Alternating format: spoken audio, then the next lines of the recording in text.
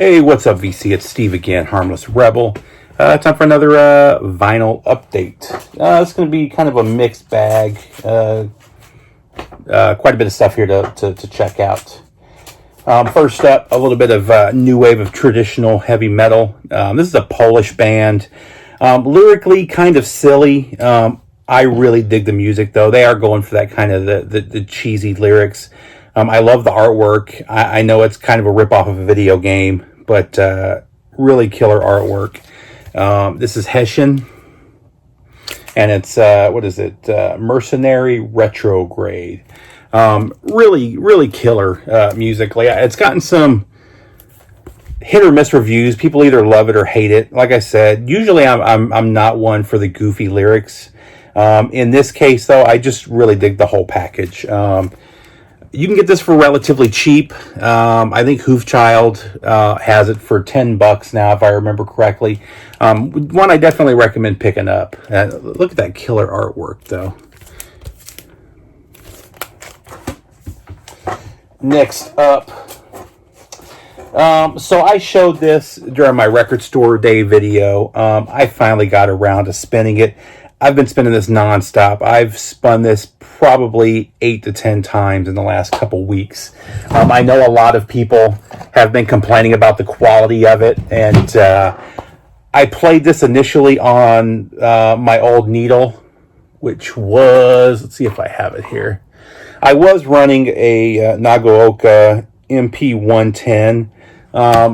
For years, I've used the AT440 MLA. Which is a kind of expensive needle. Not expensive, it's a midline needle. They were about $250 new. And this was my favorite for years. I swore by this thing. And one day I was listening to 45s and I didn't set the needle down exactly right, and it slipped off and it caught on my cork mat. I don't know if you can see it, but it bent the heck out of this needle. And, or stylus, whatever. And, these have gone out of production. They've been out of production for a couple of years. People really love these, and the cartridges now are going for, the last one I saw for sale was like 500 and some odd bucks. So, you know, I had seen a lot of videos, people talking about how good the Nagaoka was. I looked at the MP110 and the MP150. I listened to some sound comparisons, and I didn't see, I think it's $100, $150 difference between the two. And I didn't think it was a big enough difference between the two to go to the 150. Anyway, I ended up going with the 110. And honestly, I thought it sounded good. But as I've bought new albums and stuff, I thought I was just getting a bad batch of albums. A lot of my albums were really noisy. And then I started pulling out some of my audiophile stuff that I knew sounded crystal clear on my old Audio-Technica needle. And I was getting pops and all kind of stuff from this. So I put this one back on just to test it, and the record sounded amazing with this bent needle. So what I ended up doing just recently is I bought the VM540ML. This is what I'm running now. This is my favorite of all the needles I've bought. This thing sounds amazing. It is basically the replacement for the 440s. This is the 540. The ML is same as this, is for microline. The way the microline needles sit in the grooves, it's basically a sharper needle. They sit a little bit deeper in the grooves. And I tell you what, I've got records that I was going to sell because they sounded terrible. And with this new needle, they're crystal clear. And that's what happened with this. This album sounds phenomenal with that new needle. And like I said, I've played it a good 8 to 10 times in the last couple weeks. This has always been a favorite of mine. I've got multiple copies of this on CD. There was a what would you call it? There was a remastered version that came out. I have a DVD somewhere, a Fight DVD that has different studio versions of the same songs. I've loved this since it came out. I've been playing the hell out of this for years. And this is the best sounding copy I now have, which, you know, if it's just the needle, whatever, that thing sounds amazing. Next up, I was so excited when I found this. I was so excited when I got it home. This was high on my want list for years. I finally found a copy of the self-titled April Wine album. Not only that, it was a white label promo. I was stoked. Regular copies go for 30, 40 bucks in okay condition. I found this for like 20 bucks, a white label promo. Then I get it home and I'm listening to it and I'm looking at the song titles, and then I realize this is not their debut. This is the U.S. pressing of their second album. I believe it's On Record is what it's called in Canada. And here in the U.S. it was just April Wine. So, very disappointed. I still needed this. I still didn't have their second record. I don't know if I overpaid a little bit, maybe not. It's a near mint white label promo. The jacket's not in the best condition. I'm still super stoked to have this. I love April Wine stuff from the 70s, and this album is it's a killer album. Still highly recommend this. It was just one of those things, man. I texted Scott right when I got. It's like, man, I finally found their debut. I had been looking for it forever. I didn't even know there was an American pressing, and we talked back and forth. I hadn't sent him a picture though. He actually has an American and Canadian pressing of this. And then that night I got it home and I'm listening to it, and I'm like, pull it up, and it's the second album. So very happy to have this in my collection finally. Very disappointed that this was not their self-titled debut. But let's see. Next up, this album will be, I believe, I want to say this came out in 2020. Although it says 2019 on the back. I've been playing the heck out of this too. I've been talking about this band quite a bit for the last year at least. Haunt has become one of my favorite bands. Trevor Church, I've been buying all of his stuff. He's got a couple of other bands that he takes part in. Beastmaker, who I've actually, I was talking to Kevin about this. I didn't realize I have a promo copy of Beastmaker's debut on CD, and it didn't even dawn on me at the time, because that was a few years ago, that the Beastmaker that he was in was the same band. It just never registered. And then I was on Discogs one day and saw that album cover anyway.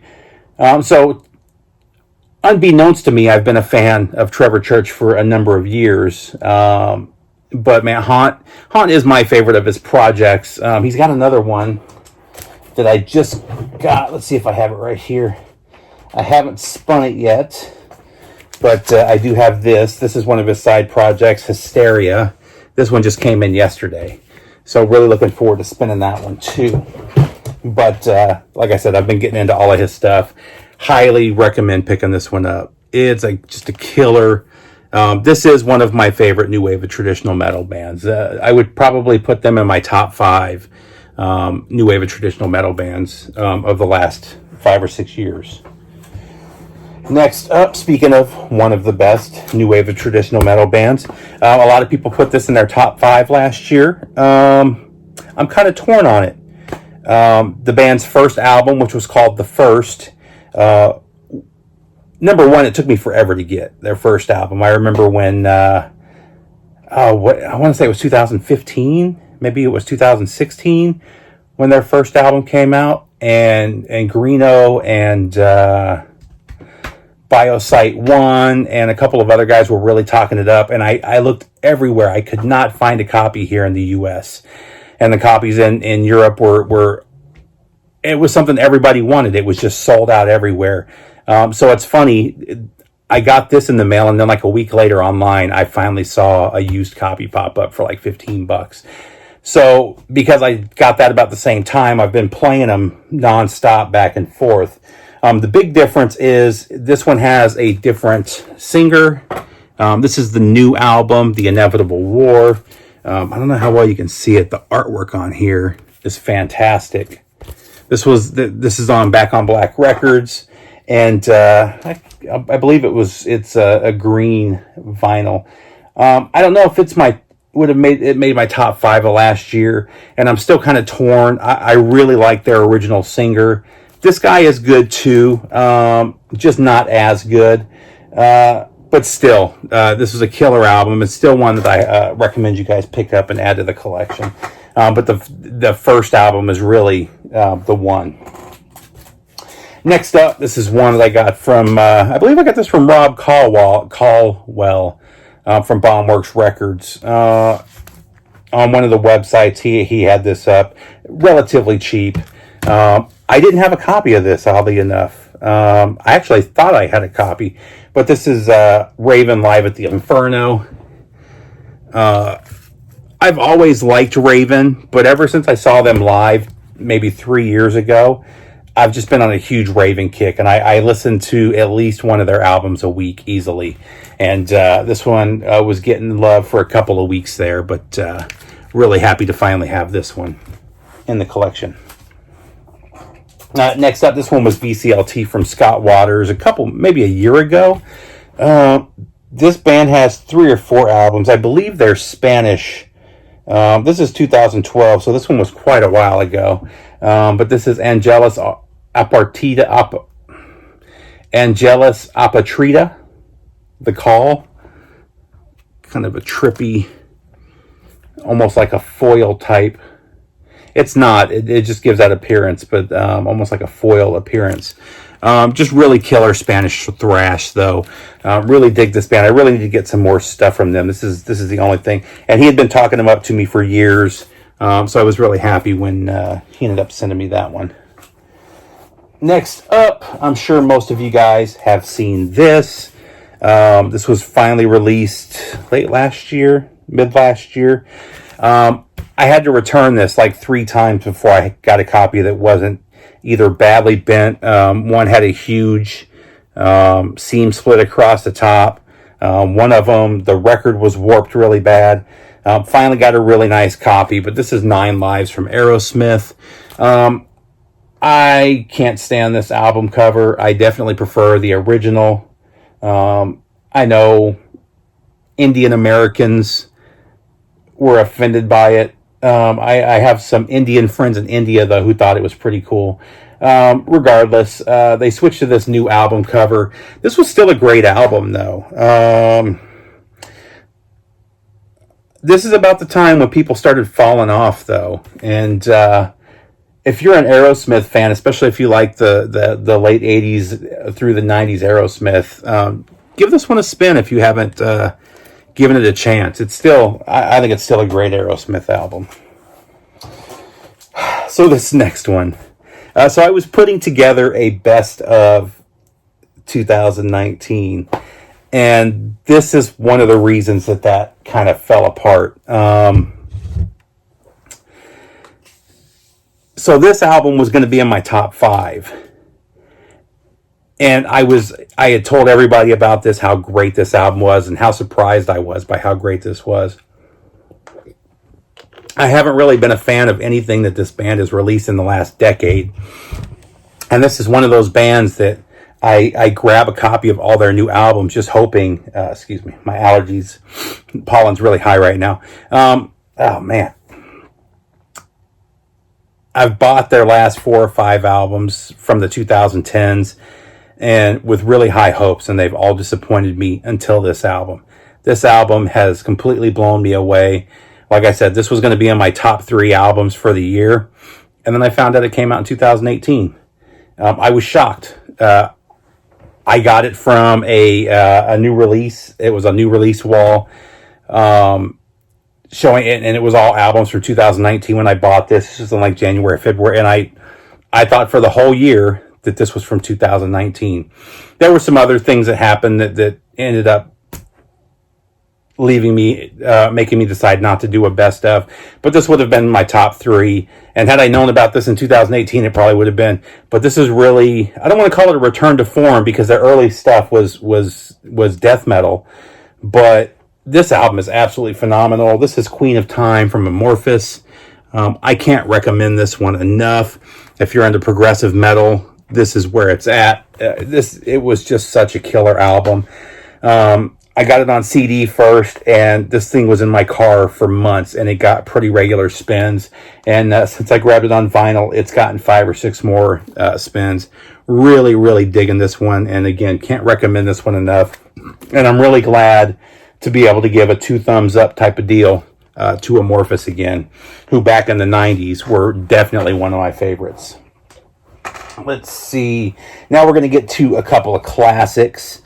We'll save that one for last. So this first one, I had never seen this before. I didn't know this existed. I thought maybe it was a bootleg at first, and then with a little bit of research, I found out this was a UK only release. I've read different things, but what I read initially was that this was released in the UK. Chuck Schuldiner was unhappy with it because he didn't authorize it, and it was never pressed again. This has not seen another release. These things are crazy scarce. I actually bought this thinking that I might sell it because I got it for a good price and make a profit. And then I ended up playing it, and I just loved it. It's basically all my favorite songs from this period. But this is the best of Death, Fate. Again, this was a UK only release on Music for Nations. This thing is stupid scarce. They go in this condition 75, 100 up. I was really happy when I played this. It basically covers their first 4 albums, so it's basically a best of through Human. Man, if you run across this is one you've got to get. This thing is absolutely killer. After one spin, I knew I couldn't sell this thing. You got Zombie Ritual, Together as One, Open Casket, Spiritual Healing, Suicide Machine, Baptized in Blood, Pull the Plug. It's just full of classic tracks from those 4 albums, and they go together really well. I mean, if you're a big fan of Death, those first 2 albums sound completely different, especially than Human. But it's the first 2 were kind of straight up raw death metal, and their sound got a little more progressive with each album after that. And you wouldn't think this stuff would fit, but man, it just fits perfect. It sounds like a well put together Death album. I'm not sure why Chuck didn't like it, but I like it, and I'm really glad to have it in the collection, and it's going to stay here. And then last but not least, one that just an absolute classic. I couldn't believe it when I ran across it. I couldn't believe the price that I ran across it for. It came from that same collection. One of my local shops, one that I took Billy to, and I'll talk about that in the video, showing the stuff that I bought when he was here. They got a huge metal collection. It was all European metal, and the prices were all really killer. All the stuff was basically in near mint condition. The vinyl was all mint. It looked unplayed. I was just blown away by the stuff I got. The biggest prize of that collection, though, was this one for sure. This is Trouble. This is I want to say it's a German pressing. Yep. Hanover, Germany. OG German pressing of Trouble. Their debut. This is my second favorite Trouble album. My first favorite being the self-titled Trouble from, I think it was 91. Troubles, I've talked about them before. They were a funny one for me. I love this album. This album is phenomenal. Their second album I just think is okay. I don't like their third album, and then the self-titled Trouble is one of my all-time favorite heavy metal albums. This album, though, it would probably make my top 20 or 30 all-time best albums. It's just so good. And to have an OG pressing in the collection, I was just blown away to find this. And then to find it in near mint condition and for the price that I found it for. It was amazing. That's it, guys. Take care, and I'll have something else up soon.